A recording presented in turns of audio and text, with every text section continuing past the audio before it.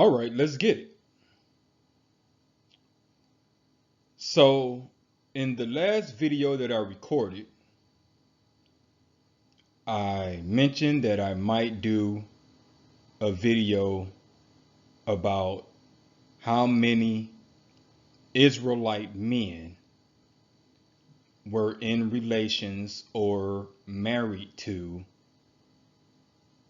women of Hamitic descent, or to modernize the term, women of African descent.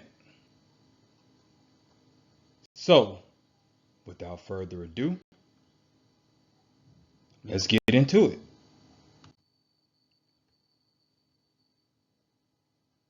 I want to begin with the book of Genesis, chapter 16, verse 3. And Sarai, Abraham's wife, took Hagar, her maid, the Egyptian, after Abram had dwelt 10 years in the land of Canaan, and gave her to husband Abram to be his wife. And he went in unto Hagar, and she conceived. And when she saw that she had conceived, her mistress was despised in her eyes. Now, for those of you who want to be smart and say Abraham wasn't an Israelite, you are correct. Abraham was not an Israelite. He was a Hebrew. But it is the same lineage.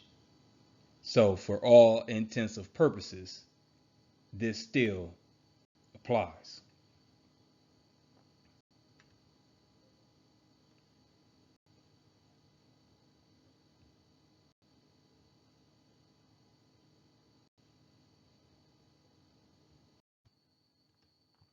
Next, I'd like to mention Abraham's descendants by Keturah. And let me just state for the record, I don't want anyone to be confused about it. I do think that the Israelites were black. I think the majority of the Bible is about black people until it starts to mention the Romans and, the Grecians and all of those guys. So I just want to put that out there that I think the majority of the Bible is talking about black people. But anyway, I digress. So next I want to talk about Abraham's descendants from Keturah. This is his second wife after Sarah died. And there isn't any proof that says Keturah is black. But like I just stated, I think that the majority of these people were black. And if they were a Grecian or a Roman or something of that sort, it would say so. So anyway, continuing on. And this is First Chronicles chapter 1, verse 32. Now the sons of Keturah, Abraham's concubine, she bare Zimran and Jokshan and Medan and Midian. Remember Midian, that's going to be important here in a second. And Ishbak and Shua. And the sons of Jokshan, Sheba and Dedan. And the sons of Midian, Ephah and Epher and Enoch and Abida and Ildah. All these are the sons of Keturah. Again, I just want to state for the record, I am not saying that there is biblical proof that Keturah was black or of African descent, but I like to think that she was. But if that doesn't satisfy you, okay, I understand. We'll move on.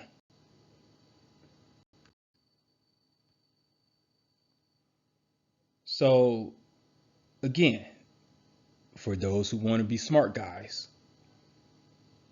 yes, we know Esau is not an Israelite, but Esau is a Hebrew. I know that doesn't get mentioned a lot, but he is. So, starting in Genesis chapter 36, verse 2, Esau took his wives of the daughters of Canaan, Adah, the daughter of Elon the Hittite, and Aholibamah, the daughter of Anah, the daughter of Zibeon the Hivite, and Bishemath, Ishmael's daughter, sister of Nahoba, and Adah bare to Esau Eliphaz, and Bashemath bare Reuel, and Aholibamah bare Jeush, and Jaalim, and Korah. These are the sons of Esau, which were born unto him in the land of Canaan. Why is this important if he's not an Israelite? Well, Esau is Jacob's brother. They had the same father and the same mother. In fact, they're twins. So I think it's safe to say that they probably looked alike. They were similar in appearance. So that's why it's important. Because again, here is another man who would have connection to ancient Israel,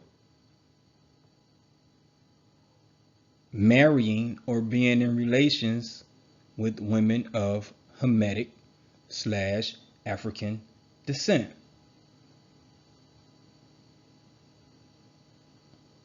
All right, moving on. So next I want to talk about Joseph. And I think that the story of Joseph really gets overlooked. So there are many videos across YouTube, and I've done one myself that basically proves that the ancient Egyptians were black. And most people who are not trying to prove an agenda, who does not have a bias, will agree that the ancient Egyptians were black. There's scholastic proof, there's biblical proof, there's archaeological proof. There's just too much evidence to support the fact that the ancient Egyptians were black. So why is this important in relation to Joseph? Well, Joseph became second in command in Egypt. When Joseph's brothers came to visit him, they didn't recognize him because he looked like an Egyptian, which means he probably had on the Egyptian headdress and, the Egyptian garbs, the robes, etc., etc. But he looked so much like an Egyptian that they didn't recognize him. So if this was a white man in a black man's kingdom, I think he would have been easily recognized by his brothers. I think he would have stuck out like a sore thumb, as they say. When they came to visit, they'd be like, hey, hey, hey, Who's this guy? Get my drift? Get my point? Anyway, let's read out of the book of Genesis. And I'm going to read the highlighted portion in the middle of the page. This is chapter 36. I'm sorry. This is chapter 46. And starting in verse 20, like I said, the highlighted part. And unto Joseph in the land of Egypt were born Manasseh and Ephraim, which Asenath, the daughter of Potipharah, priest of On, bare unto him. So here is Joseph, the king of dreams, having children by an Egyptian woman. Again, this is all biblical. I haven't gone outside the Bible not once, and I'm not going to for this entire video. Everything I mention is going to be out of the Bible. Biblical proof. Now, why is Manasseh and Ephraim important? Well, it's because when you talk about the land inheritance, Joseph and Levi did not get a land inheritance. That land went to Manasseh and Ephraim. So that's why it's important that those guys are mentioned. So you have two guys who are direct descendants of an Egyptian woman getting a land inheritance. I'm going to say that again. You have two people whose mother was an Egyptian getting land inheritance.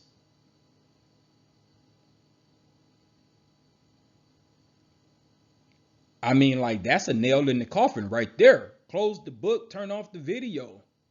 Boom. They were black. But let's keep going.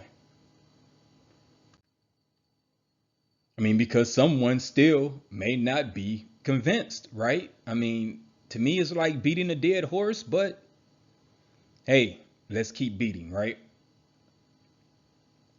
So I'm going to stay in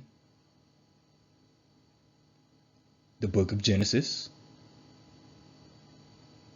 chapter 46. And I'm going to read about when Jacob and the rest of the Israelites, because now at this time they are Israelites. His name has been changed to Jacob Israel. So now I'm going to read about when they actually left Canaan and came down into Egypt, which is how they got into Egypt before they were slaves. And it reads, and this is starting at verse 5, by the way. And Jacob rose up from Beersheba, and the sons of Israel carried Jacob their father and their little ones and their wives in the wagons which Pharaoh had sent to carry him. And they took their cattle and their goods which they had gotten in the land of Canaan, and came into Egypt, Jacob and all of his seed with him, his sons and his sons' sons with him, his daughters and his sons' daughters, and all his seed brought he with him into Egypt. So let me just read between the lines. I'll make it plain. Jacob's 12 sons basically had Canaanite wives. They were in the land of Canaan. That's where they dwelled. That's where they lived. They had Canaanite wives. There's only one daughter, Dinah. And none of them married Dinah. In fact, just an interesting side note, if you read the story of Dinah, and when she got defiled by a Hivite. A Hivite is a descendant of Canaan.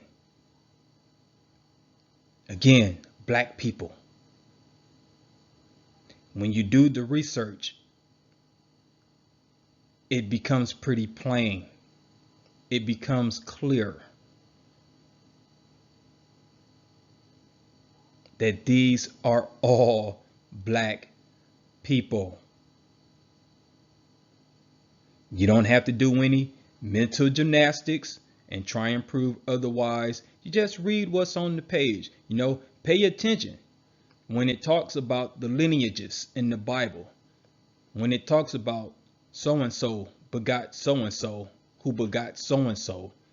Pay attention to that stuff in Genesis, because it's laying the foundation. It's telling you who these people are in the future, or what lineage, whose descendants they are, right? Where they come from.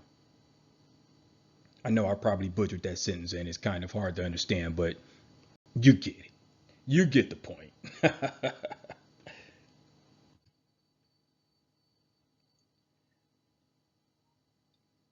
Remember I was speaking about Midian?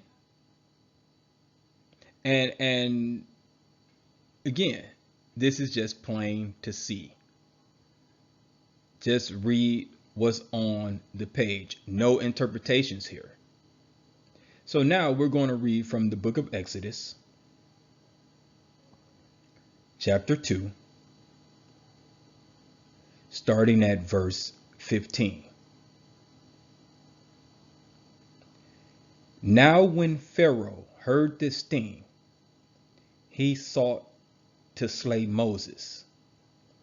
But Moses fled from the face of Pharaoh and dwelt in the land of Midian, and he sat down by a well. Now the priest of Midian had 7 daughters, and they came and drew water, and filled their troughs to water their father's flock. And the shepherds came and drove them away. But Moses stood up and helped them, and watered their flock.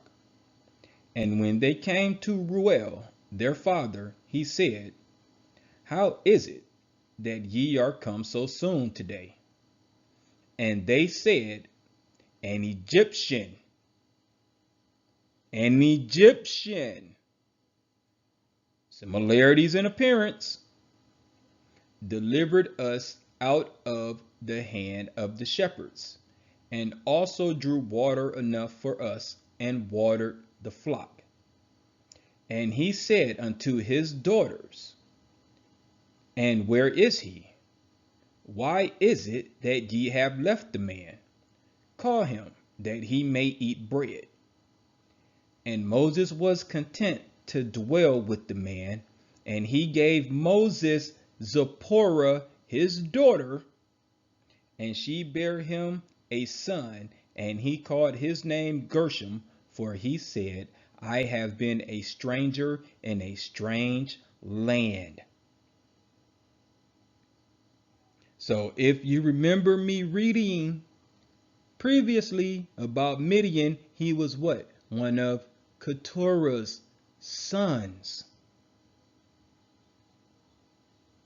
One of Abraham's descendants.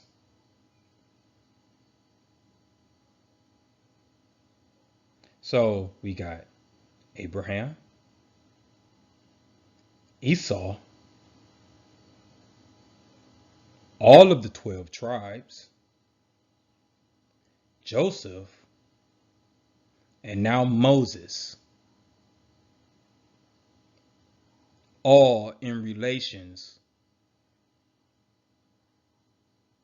with women of a Hamitic descent.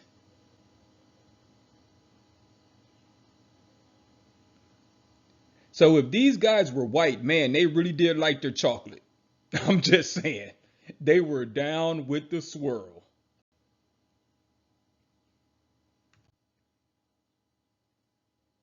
But if that's not enough evidence for you, if that doesn't convince you, hey, let's move on. Again, like I said, I'm going to beat the dead horse. So next, let's read out of Numbers, chapter 12, verse 1. And here we are speaking about Moses again. And Miriam and Aaron spake against Moses because of the Ethiopian woman he married. For he had married an Ethiopian woman.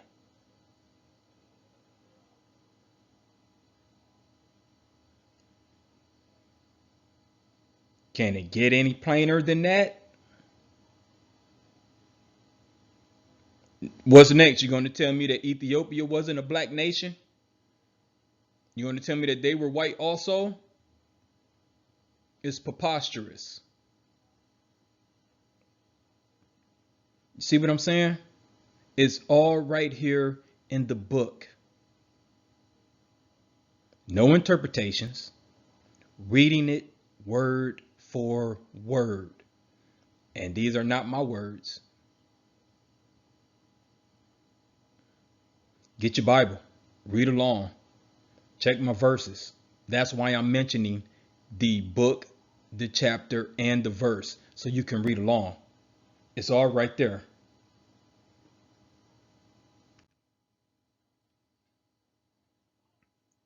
So I'm going to skip forward, right?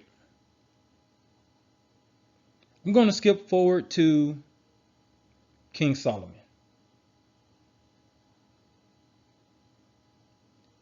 Which means I'm skipping forward a lot. I'm missing a lot of generations, but this video would be way too long if I went through, and I was trying to go in chronological order, but if I go through generation after generation after generation, this video would be way too long. So I'm going to skip forward, fast forward to King Solomon. And why am I skipping past King David?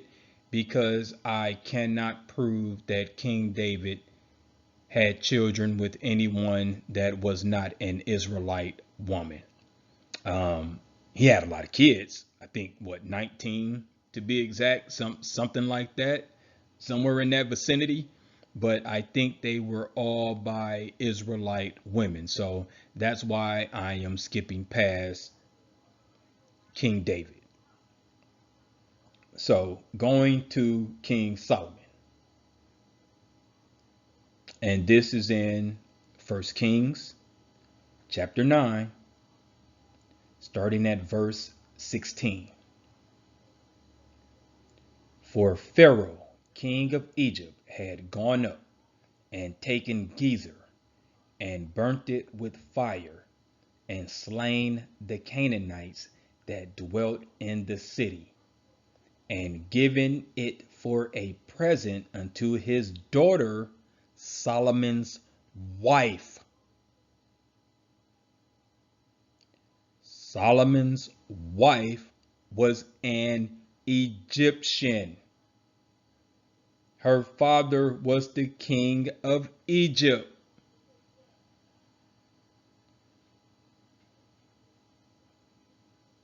Again, a woman of African descent in relations with an Israelite, a Hebrew.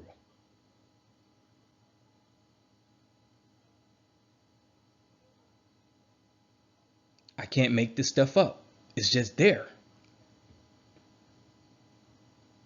It's just that we don't read for ourselves, and no one ever highlights these things. So you spend your life going to church, and you'll never know that these things are actually in the Bible if you don't read for yourself.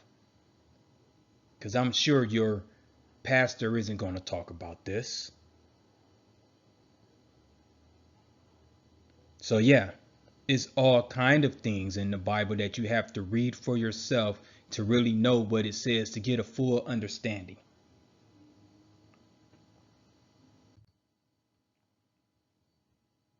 But let me make it more plain,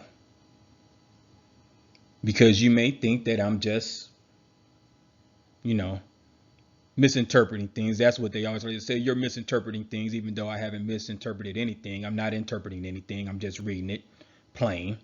But let me just, read this one right here. There's no interpretation needed. 1 Kings chapter 11, verse 1. But King Solomon loved many strange women. Not just one, many. Together with the daughter of Pharaoh, women of the Moabites, the Ammonites, the Edomites, the Zidonians, and the Hittites. All you have to do is go read in Genesis, start in chapter 10, read the descendants of Ham, and you will see who these people are. If you don't want to read that, then go read in Chronicles. It'll tell you who these people are, where they come from. It's really not that hard. Just a little bit of research. That's all.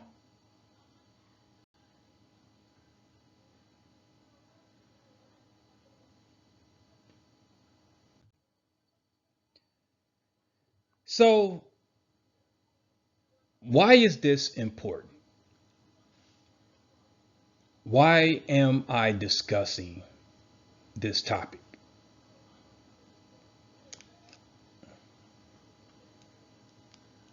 I'll tell you why. Because one, is the truth, right? And we've been lied to for way, way, way too long. But my Bible says when Israel wakes up and realizes who they are,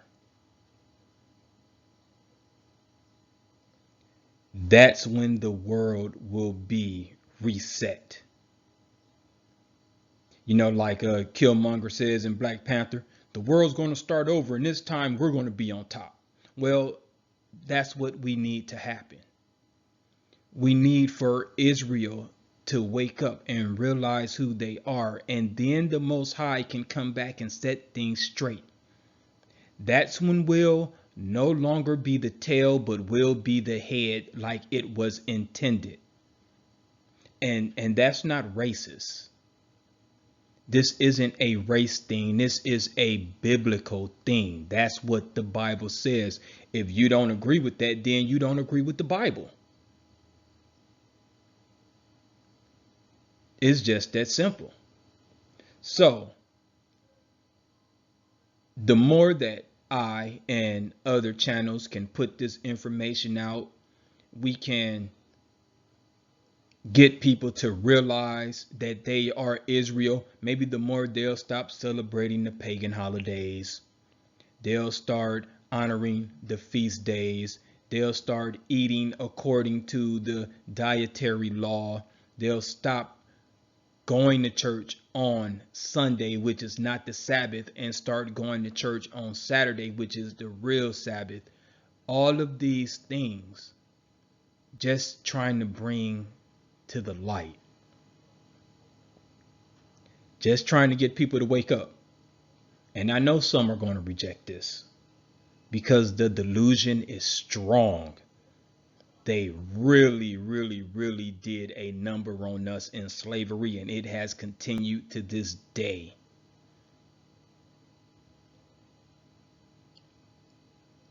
But if you open your mind, you open your heart,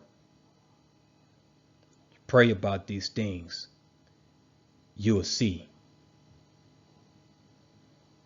that this isn't racist at all. This is about us waking up and realizing who we really are and trying to get right. That's all.